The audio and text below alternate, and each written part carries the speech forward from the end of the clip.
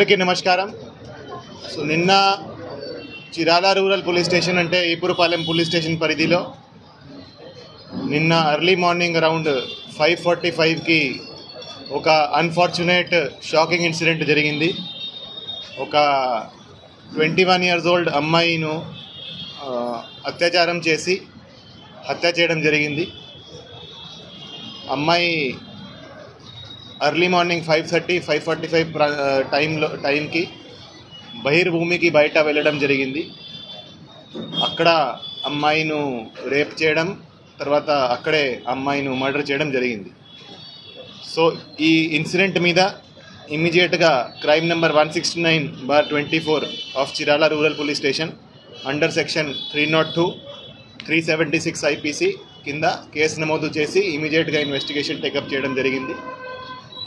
So scene of క్రైమ్ని క్షుణ్ణంగా పరిశీలించడం జరిగింది. నేను కూడా, ఐజీ గారు కూడా, అందరూ కూడా సీన్ ఆఫ్ క్రైమ్ని పరిశీలించడం జరిగింది. సీన్ ఆఫ్ క్రైమ్లో ఉన్న అన్ని ఆధారాలు, అన్ని ఎవిడెన్సెస్ సైంటిఫిక్ మేనర్లో కలెక్ట్ చేయడం జరిగింది. అక్కడ క్లూస్ టీమ్ పంపడం జరిగింది, అదేవిధంగా డాగ్ స్క్వాడ్ కూడా పంపడం జరిగింది. సో అవన్నీ ఎవిడెన్సెస్ కలెక్ట్ చేసి ఇన్వెస్టిగేషన్ టేకప్ చేయడం జరిగింది.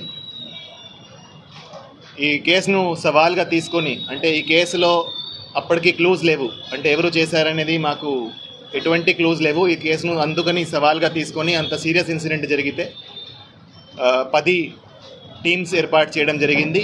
ఈ కేసు దర్యాప్తు అన్ని కోణాల నుంచి ఈ కేసు ఇన్వెస్టిగేషన్ చేయడం జరిగింది. సో మన అడిషనల్ ఎస్పీ బాపట్ల విఠలేశ్వర్ గారి ఆధ్వర్యంలో DSP Chirala and DSP Bapatla, అదేవిధంగా ఇన్స్పెక్టర్స్ అండ్ సబ్ ఇన్స్పెక్టర్స్ కింద 10 టీంలు ఏర్పాటు చేసి అన్ని కోణాల నుంచి దర్యాప్తు స్టార్ట్ చేయడం జరిగింది. ఇన్వెస్టిగేషన్ పరంగా ఈరోజు సాయంత్రం చిరాల అవుట్స్కర్ట్స్లో హై రెస్టారెంట్ దగ్గర 3 ముద్దాయిలని అరెస్ట్ చేయడం జరిగింది. ఈ 3 ముద్దాయిలు ఈపురపాలెం విలేజ్కే, సేమ్ విలేజ్కి చెందిన వాళ్ళే. A1 Devarakonda Vijay, A2 Karanki Mahesh and A3 Devarakonda Srikanth. So వీళ్ళు ముగ్గురికి ఇంతకుముందు కూడా వాళ్ళ మీద కొన్ని కేసులు, క్రిమినల్ కేసులు ఉన్నాయి. ఎవరైతే A1 and A2 ఉన్నారో వాళ్ళు ఆ రోజు ఎర్లీ మార్నింగ్ అరౌండ్ 5 గంటలకి అదే ప్రాంతంలో, ఆ రైలు పట్టాల దగ్గర మందు తీసుకొని అక్కడ వాళ్ళు డ్రింక్ చేస్తున్నారు. సో వాళ్ళు నార్మల్గా అదే ప్రదేశంలో తరచుగా డ్రింక్